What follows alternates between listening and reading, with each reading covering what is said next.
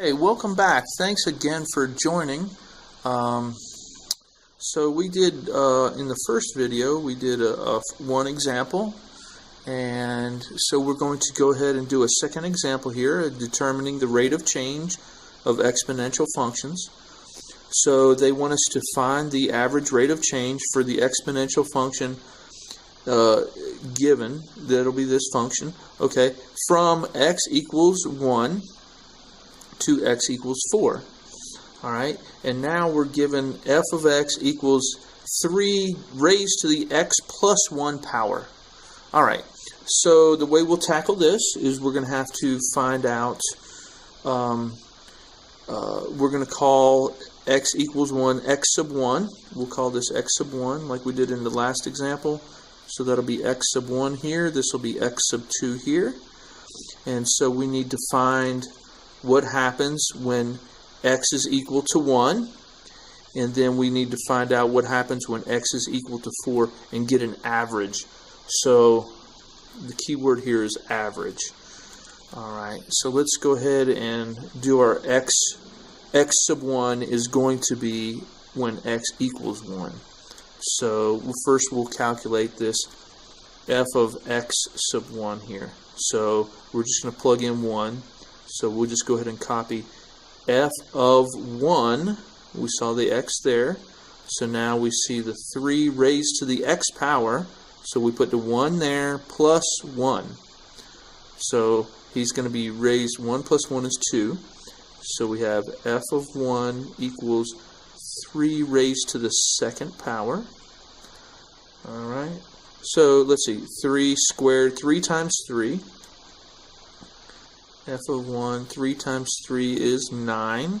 So there we go. F of 1 equals 9, which is f of x sub 1. Alright. Now we got to go for f of x sub 2. Alright.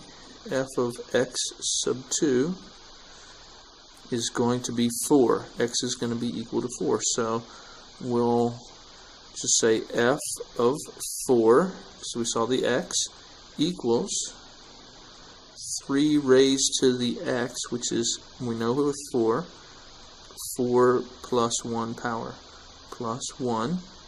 Okay, so now let's see.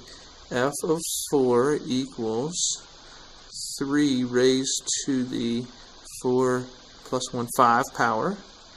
3 to the 5th power. Okay, so, well, let's see what we're going to do here. Okay, well, 3 times 3 is 9, times 3 is 27, times 3 is, I think that's 21, 3, 6, 7, 8, is that 81? 1, 2, 3, 4, 5th power, here we got 3, 8, 24, 2, 4, 3, okay? So f of 4 equals 243. Alright? And then we're going to plug it into our formula. Remember, our formula is going to be f of x sub 1 minus f of x sub 2. So it's the change in the output divided by x sub 1 minus x sub 2, the input. The change in the input. So basically, you can think of this as delta y over delta x. We're just not dealing with linear functions anymore. Okay. So let's see. So we had 9. F of x sub 1 is 9. So we're going to plug in 9 right here. 9 minus 243 here. 243. Divided by our x was 1 minus our other x was 4. Okay. So here we have 243.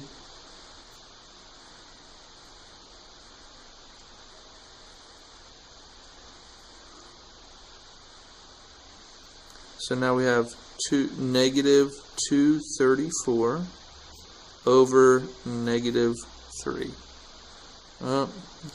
Negative 3. Should have moved it up a little bit.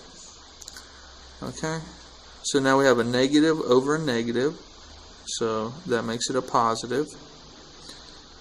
Let's see, 234 divided by 3.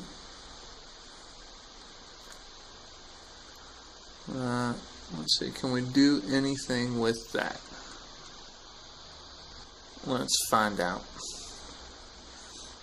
3, 234, 3, 23. What if I do 7? 7, 14, 21? 21, so that'll be 24. 8 times 3. Is that going to be 78? Okay. 78. So what we end up with eventually is going to equal 78. 78. So we would write our sentence as the average rate of change.